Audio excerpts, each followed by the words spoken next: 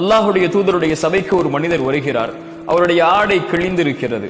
ரசூலுல்லாஹி ஸல்லல்லாஹு அலைஹி வஸல்லம் கேட்டார்கள், தோழரே உனக்கு செல்வம் இல்லையா?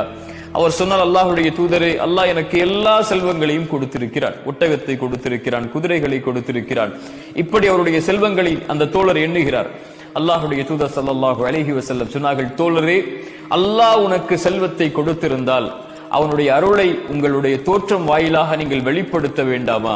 சுப்ஹானல்லாஹ். அல்லாஹ் உங்களுக்கு ஒரு அருள்கொடையை கொடுத்திருந்தால் செல்வத்தில், ஆடையில், அல்லாஹ் உங்களுக்கு இந்த உலக விஷயத்தில் பயன்படுத்தக்கூடிய விஷயங்களில் அதை வெளிப்படுத்துங்கள் கண்ணியத்தோடு தோழரே என்று அல்லாஹுடைய தூதர் ஸல்லல்லாஹு அலைஹி வஸல்லம் சொன்னார்கள். அல்லாஹுடைய தூதர் மேலும் சொன்னார்கள், அல்லாஹ் நேசிக்கிறான், அல்லாஹ் விரும்புகிறான் அல்லாஹுடைய அருட்கொடைகளை வெளிப்படுத்தக்கூடிய மக்களை. வ அம்மா பிநிஅமதி ரப்பிக ஃபஹத்திஸ். குர்ஆன் சொல்லுகிறது, அல்லாஹுடைய அருட்கொடைகளை வெளிப்படுத்துங்கள், அல்லாஹுடைய அருட்கொடைகளை பேசுங்கள்.